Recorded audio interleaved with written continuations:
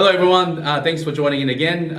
We've got a very special guest with me today, Ash Buttonshaw. Ash is the Chief Investment Officer at Griffin Investments. Griffin is well-known fixed income asset manager in Australia. So we thought we'll share some of the 2 cents and hear some of the 2 cents from you. Of your recent market's been very volatile, obviously, as you know. So some of our clients and viewers would love to listen in and understand a bit of a broader spectrum of credit markets in general and how this all works. So before we sort of begin to that, if you don't mind just having a bit of a explanation about what the current fund does and who you are and how it's been operating for the last 12 months or so. Thank you, Johnny. So to answer your first question with regards to what does the fund do, it invests in what we would refer to as producing those types of returns which we regard as superior risk-adjusted returns that's available in all fixed income markets. And the reason why we believe that is because of how it's performed. So its track record and how it's actually produced those returns. And those investments that we are investing in to produce those superior risk-adjusted returns are residential mortgage-backed securities. The reason why we pick those securities is because it helps us deliver on our mission statement. Our mission statement is sustainable monthly income in pursuit of the highest risk-adjusted returns consistent with the long-term preservation of capital. So what does Griffin do? Griffin is basically a specialist manager. All we do is concentrate in one portion of the fixed income market. I've just previously mentioned what that is. It's the residential mortgage-backed market. We manage roughly around about $2.1 billion for both institutional clients and retail clients. And we pride ourselves on our style being a low volatility, high information ratio manager. So that's what we do. And we've been doing it at Griffin Capital for the best part of 6.5 years. Fantastic. And obviously, you're a man of experience. You've been different parts of, you worked in different parts of Asia before, and we just had a good chat about how you worked in Japan and so forth. Would you mind just telling me the background of your past record looks like, just in terms of your past places? What got you to Griffin? It's probably not a blue question, in fact, but wanted to sort of hear your insight in that. Everyone's got their own journey, yes. And my journey is obviously an Australian by birthplace, and spent majority of my time up until my 20s in Australia, being educated, school and university. Yes. And then to embark on my professional career, I moved to London, and I started working on the graduate training desk at Nomura International, which is a bond trading desk at very well-known Japanese investment bank. Very well known. And I spent 6 years there, and then I moved over to Japan, yes, where I was the responsible for what we basically referred to as the international credit arbitrage desk. And that was basically taking international credits and selling those credits repackaged into yen for the Japanese investors. I then went back to London before my children started to appear on the scene, and then my wife decided that was enough of the global investment banking circus, and time to come home. So I spent a lot of time overseas professionally.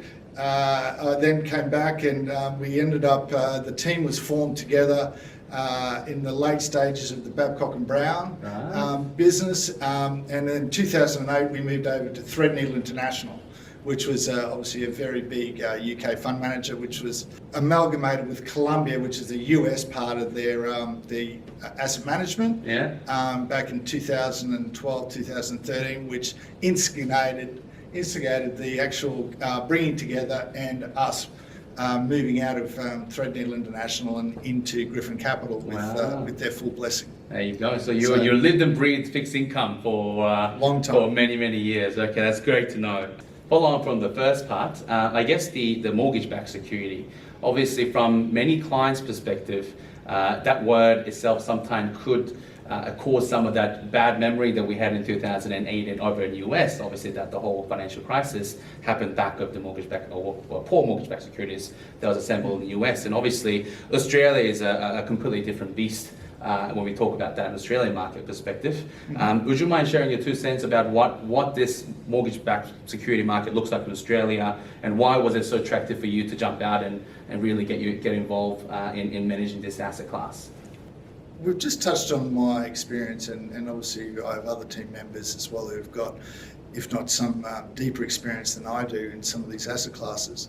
But when 2008 and 2009 appeared on the scene, it threw up a number of opportunities. And for specialist investors like ourselves that love data, we thought that, you know, you've got to go to the epicenter of the crisis, and it was in the US. And so, you know, we embarked on a 2-week DD trip to the US, and we went from West Coast to East Coast. We spoke to hedge funds, we spoke to mortgage services, we spoke to everyone. Just like the movie Big Short. Like the movie Big Short. And what we're looking to do is we're trying to work out, get market intel on where are the best returns for the risks involved. And everyone sort of talks about these sort of things together, but it's really getting down to where the best returns for the risks involved. And when we, you know, came back and debriefed from the trip, we worked out that the distribution in those returns out of the US, it was really, really wide. It was highly, highly uncertain of how. We thought it was going to be lucrative, but we thought that also when we really analysed it, that the distribution of the returns could be too wide. And what we worked out was sitting in plain sight was the Australian RMBS market. And the reason why is, one, no bondholder has ever suffered a loss if they held those bonds to maturity. Two, the market was going to evolve, and this is really important, the market was going to evolve. And the reason why it was going to evolve was because the rating methodologies were going to change after this experience. And those risks that were typically sitting at the major banks that they were retaining was ultimately going to get sold to the market as these new structures started to evolve. Thirdly, we also saw an opportunity that the competition was going to be quite little, because the barriers to entry were starting to get high, because what happened in 2008 was that people were buying on rating. And what we worked out was that was going to be not something that's going to be palatable for going forward in terms of a risk management. And then lastly, and most importantly, is because we're well travelled and because we've been investing in a lot of markets, especially internationally, once we got involved in the Australian RMBS market, we realised that the barrier, or sort of like the margin of safety that's embedded in these bonds, is probably some of the highest that we see globally. Yeah. And, you know, so which leads us to saying, we often quote, we see these bonds as being, you know, very loss remote. So, you know, those four things drove us to say, right, it really is sitting in front of us, and we should be getting our investors into this asset class. Yeah, fantastic. Now, given, it's just, I guess, a question of probably many of our clients want to understand at the moment, we are at a most uncertain period of time. Interest rate is historic low, and obviously the reserve banks and even federal governments across the world are now pouring in liquidity to sustain the damages we've experienced due to COVID-19. So I guess, as your fixed income trader background, and obviously understand the markets very well, from the rate perspective, or cash rate or interest rate perspective, are we sort of from medium to longer term, do you think that we'll be living in this low rate environment for a very long time to come, or do you foresee a potentially we will eventually wound back up to the level that the original interest rate level that we think that we saw 10, 20, 30 years ago? Morgan Stanley made comment about, you know, this current pandemic and where it's actually landed, and they talk about the two policy arrows that's obviously getting used, and as you rightly pointed out, is, you know, fiscal and monetary, and those two arrows haven't, you know, and from my, you know, very, you know, sort of uncertain understanding of history, but you know, I would be led to believe that history would say that it's never been used at the same time. Yeah. And so because of that, you know, stimulus is coming from fiscal, and because it's coming from monetary as well, the one thing that, you know, they're sort of talking about is, because it's been unprecedented, that potentially inflation will rear its ugly head. But what's going on in the marketplace is really interesting. And, you know, the biggest market in the world is the US Treasury market. It's a $20 trillion market. And just recently in August, it touched the bond volatility, so the price movement of the bonds on the long-term bonds, hit their lowest level in terms of the volatility, which tells you there's not a lot of uncertainty about the current level of bond rates. And so which sort of says to us is the market complacent that, that these rates are really going to be lower for longer. We're talking about 70 basis points in 10 years bonds. So, is it just the calm before the storm? And, when you look at this sort of eerie bond, this eerie level of the bond volatility being so low, it sort of sends us a message that the market is probably too complacent, and that, we would sort of start to, really our tilt, to use the word, because we don't trade interest rates per se, our tilt would be that, long-term rates were to rise because of that sort of, both policy arrows of both fiscal and monetary stimulus. Yeah, that was a good insight. And I guess we'll come back to Australia for the time being. So Australian banks, and again with the COVID-19 response, I think the theme is a bit, quite similar here. But Australian banks have been providing this bit of a delayed interest payment period for the sake of for those who's suffering. In fact, I think many of even non-suffering sufferers have taken up that option for the sake of getting that delayed payment if they need to. Now, I guess what everyone's worrying about, and the most common discussion is what happens after job seeker and job keeper. Are they going to foreclose on these homes? Are they going to have a substantial impact on residential property prices? Like, there's quite uncertainty. Obviously, from a RMBS investor perspective, you have to look at the market at the moment. What are your views there? Do you think the banks will actually be suffering in a longer term, but now in terms of the mortgage-backed security perspective, is there any impact that you might foresee from that potential fallout? So, to answer that question, Johnny, and that's not an easy question. Yeah, that's definitely not an easy question. Yes. What I say to people is, be careful on forecasting. Yes, of course. So, but what we will say is that, in our opinion and our view, and when we discuss this quite a lot at the investment committee, is that the central banks and the governments are all in, right? We've seen it, in terms of JobKeeper, Job Seeker. We're seeing the TFF, the term, funding facility by being provided to the banks and just being extended. So, with that being the case, I think it's more important to answer the question by, it's, in our opinion, it's probably all about who gets credit extended or not. Yes. So if you're getting access to credit, all well and good. If you're not getting access to credit, it's not so good. And so in our markets, then we break that down even further. So if it's an extension of credit, so oxygen, the ability to continue to do business, then you take that into a mortgage landscape, and you're looking at, okay, the prime borrower and the non-prime borrower. And, if you look at the prime borrower, and you can see from all the rates being advertised, they've been the lowest that we've seen in history. I think, for just an average number, it's 2.25% for 3 years fixed, right? So, it's an incredibly, generous rate. Yeah.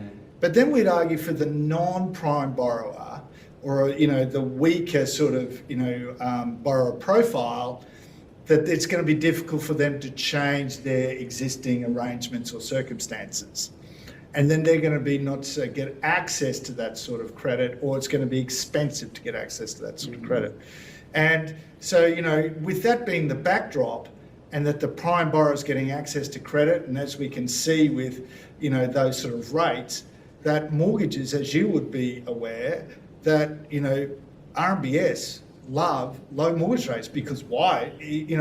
It makes my mortgage more affordable, and by making it more affordable, I can stay current in the deal. And that's why one of the things that we do in our investor letter is highlight how our serious in arrears, or those borrowers behind, and how they're actually performing.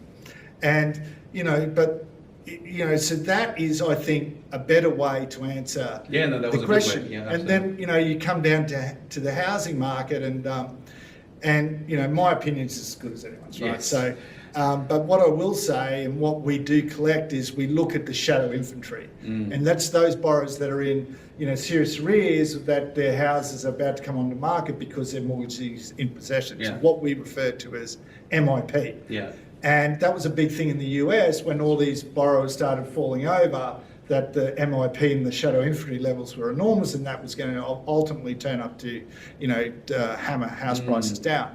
So in our data, and given obviously, a lot of the political will for banks not to foreclose and to provide these payment holidays, that's actually giving the housing market what I would believe a sort of a bias towards being soft.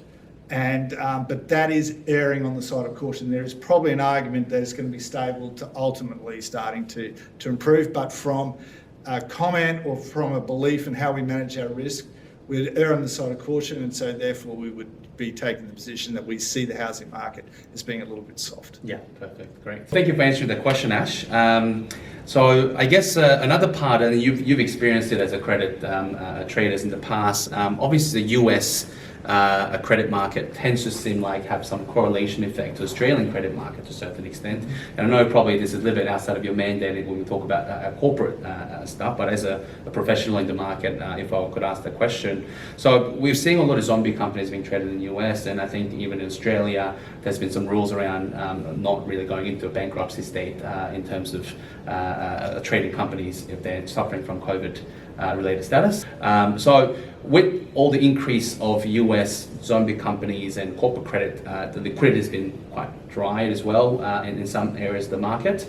Are you worried that US credit, potentially a credit crunch, or there could be some to the effect from a corporate credit perspective to potentially affect overall credit market in Australia in any way? So one of the things we talked about as we're approaching end of last year and we're doing our second entitlement issue was the concept of, or the acronym called TINA. And TINA stands for There Is No Alternative. And the reason why we're talking about that is we're just seeing this convergence of, excessive risk taking. Basically, everything was flying out the door. It's easy. Bonds are getting sold, in short order. And, what we wanted to talk to investors about was just, it's not as if we were saying, hey, we can foresee the pandemic coming. It was just, this will not be sustained. And, because of that, what you have to do is to say, well, how are you going to position if there's a sharp reversal of this trend?